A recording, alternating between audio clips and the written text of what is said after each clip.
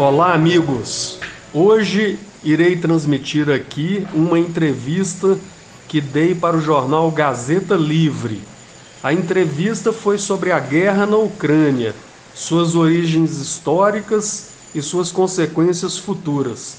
Aproveitem, a entrevista foi muito esclarecedora e detalhada.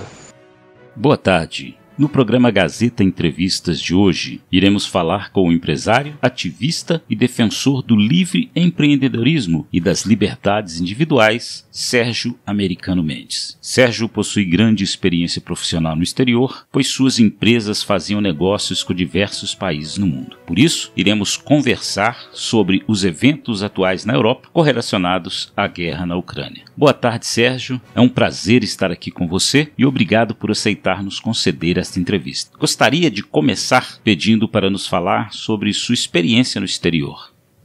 Boa tarde, Helder. Boa tarde aos nossos ouvintes.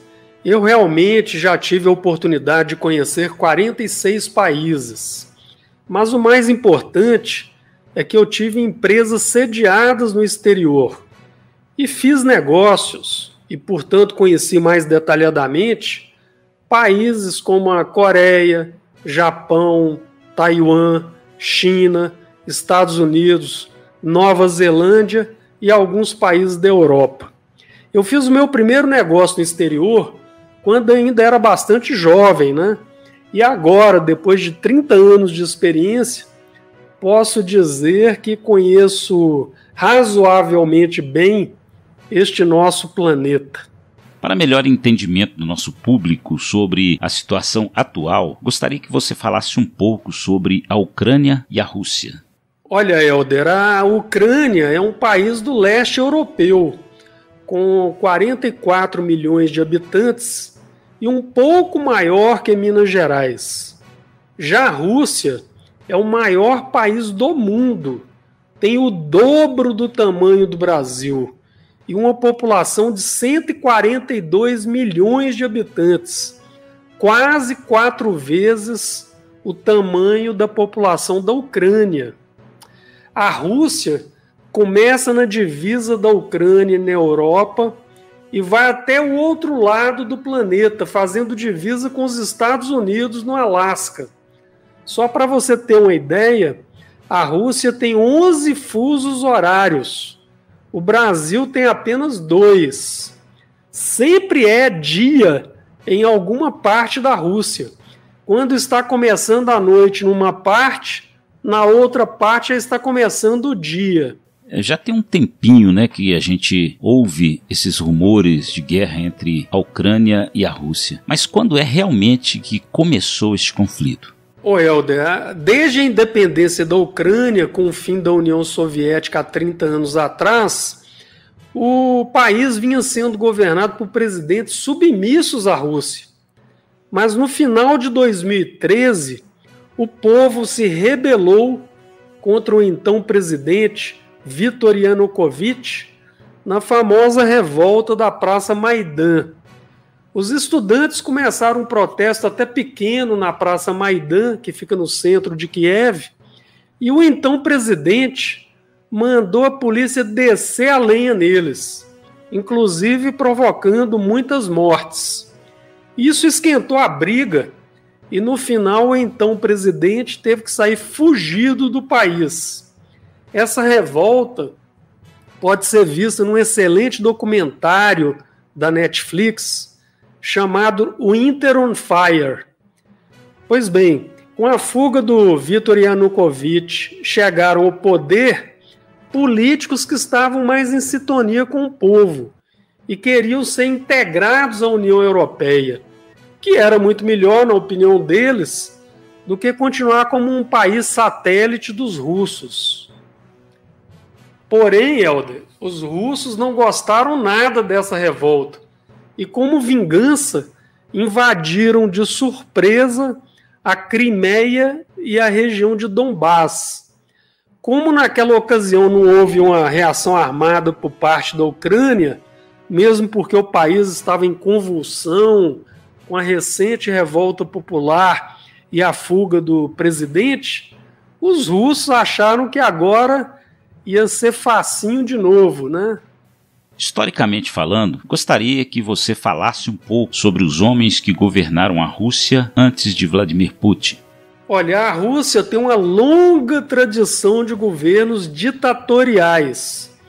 Os imperadores russos, conhecidos como czares, eram totalitários e agressivos, inclusive contra o próprio povo, né? Tanto que houve há 100 anos atrás a revolta comunista que prometia liberdade ao povo, mas que na realidade pôs no poder o ditador Joseph Stalin. Stalin foi um dos maiores genocidas da história humana, né? Somente na Ucrânia ele provocou a morte de algo entre 5 e 10 milhões de ucranianos. Após a queda do comunismo nos anos 90, né, vieram presidentes como Boris Yeltsin e em seguida Vladimir Putin, que está no poder desde o ano 2000, portanto há quase 22 anos. Qual é o perfil do Putin? Muita gente se engana sobre essa criatura. Putin fez carreira na KGB, um órgão de informação que também perseguia e prendia dissidentes. A grosso modo, a KGB era a segurança interna do Partido Comunista. Quando caiu o Muro de Berlim em 89, Putin estava na região e queria que o governo soviético usasse a força militar contra o povo. Mas o regime comunista acabou desmoronando, provocando o fim da União Soviética. E em seguida veio a independência de vários países que eram subjugados pelo regime comunista, inclusive a Ucrânia, né? Putin logo se acomodou com os novos governantes da Rússia, né, após o desmoronamento do comunismo, virou vice-prefeito de São Petersburgo, que é uma grande cidade russa, que fica no Báltico, e depois foi primeiro-ministro no governo do Boris Yeltsin. Com a renúncia do Boris Yeltsin, ele foi eleito presidente e nunca mais saiu do poder, né, seja diretamente ou através de títeres. Em resumo, o Putin virou presidente porque era um fantoche dos oligarcas russos, que financiaram sua campanha ou colocaram no poder. O Vladimir Putin é um sujeito que cresceu e prosperou no regime comunista, onde alcançou o posto de tenente-coronel na KGB, um órgão que defendia o Estado comunista. Portanto, eu acho até engraçado pessoas que acreditam na propaganda que Putin seria um democrata e que estaria reagindo às agressões injustas do Ocidente. Putin diz que invadiu a Ucrânia porque não queria inimigos na sua fronteira. O que você pensa sobre isso? Eu acho graça. A Ucrânia faz fronteira com a Polônia. A Polônia faz parte da OTAN. Se o Putin for vitorioso e conseguir tomar conta da Ucrânia, ele será vizinho da OTAN, do outro lado da rua. Não faz nenhum sentido as historinhas dele, né? Aliás, eu vou além. As historinhas do Putin são muito, mas muito parecidas com as desculpas esfarrapadas de Adolf Hitler quando invadiu os Sudetos e quando invadiu a Polônia, provocando a Segunda Guerra Mundial. É muito parecido mesmo, são os mesmos tipos de argumentos.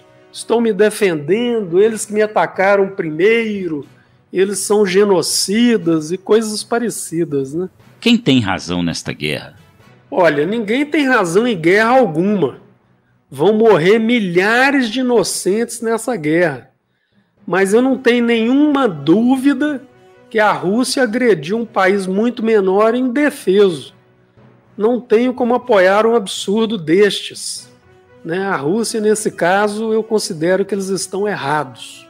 Quem vai ganhar esta guerra? Eu acho que a Rússia vai ganhar a batalha da ocupação, mas terá um custo enorme em termos de derrocada de sua economia.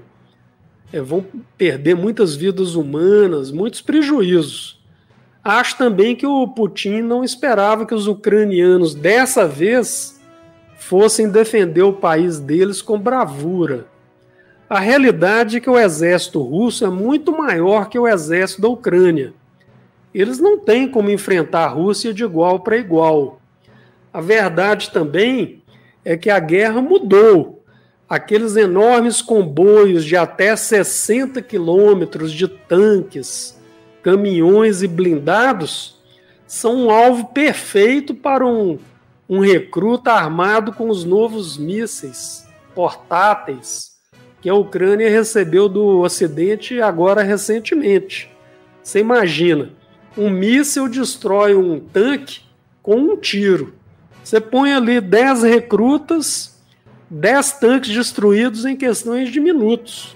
A guerra mudou muito, né? Por isso que eu acho que meia dúzia de recrutas corajosos podem barrar um comboio de milhares de veículos. E é mais ou menos isso que vem acontecendo até agora nessa guerra. Outro aspecto é que é mais fácil ocupar um país do que manter a ocupação submetendo uma população revoltada de 44 milhões de pessoas durante muito tempo. Para piorar a situação, os russos tiveram congelados grandes partes de seus recursos no exterior. Eles vão ter muito prejuízo. Quais os prejuízos que os russos estão tendo e ainda podem ter com este conflito? Além da perda inútil de milhares de vidas, eles tiveram também uma grande queda na bolsa e na cotação do rublo, a moeda da Rússia, né? A moeda perdeu quase todo o valor em apenas uma semana. Imagine a confusão que iria acontecer no Brasil se o dólar passasse a custar de 5 para 25 reais em menos de uma semana. Seria um desastre lá também, né? Além disso, estão vindo sanções econômicas de todos os lados. Até a Suíça fez sanções contra os russos. Estamos falando de um país que era totalmente neutro, né, há uns quase 200 anos. Até eu já sofri consequências dessa guerra. Eu tinha comprado um pacote para agora, dia 8 de maio, quando eu pretendia levar minha família toda para conhecer a Rússia, a Estônia e a Lituânia. A agência me passou um e-mail sexta-feira passada cancelando tudo e oferecendo para devolver o dinheiro ou remarcar a viagem para outro ano mais adiante. É o que eu vejo, os russos vão pagar muito caro por essa guerra. O prejuízo deles vai ser enorme. Na sua opinião, este conflito pode ser o prenúncio de uma terceira guerra mundial? Perigo sempre existe, mas acho que a guerra na forma antiga está ficando obsoleta, né? Hoje em dia se discute a guerra de quinta geração. Nessa guerra de quinta geração, a guerra é econômica, né? Com o objetivo de trazer prejuízos ao adversário. Você pode quebrar um país e fazer a população dele se revoltar contra o seu próprio governo por causa da guerra, né?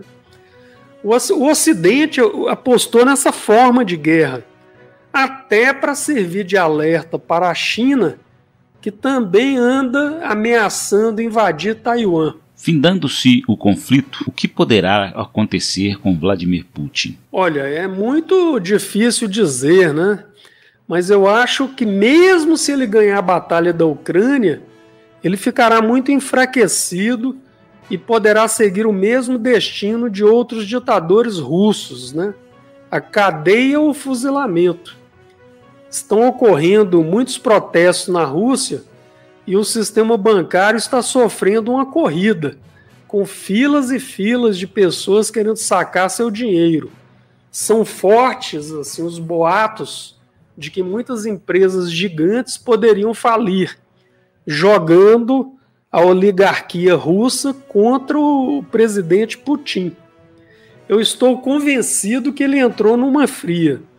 A outra opção seria o Ocidente oferecer uma saída honrosa para ele, concordando com algumas exigências.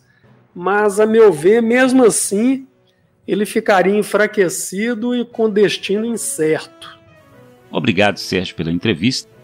Vejam mais notícias sobre a guerra da Ucrânia em nosso portal gazetalivre.com.br. Aqui é Alder Silva, direto da redação do Gazeta Livre. Boa tarde.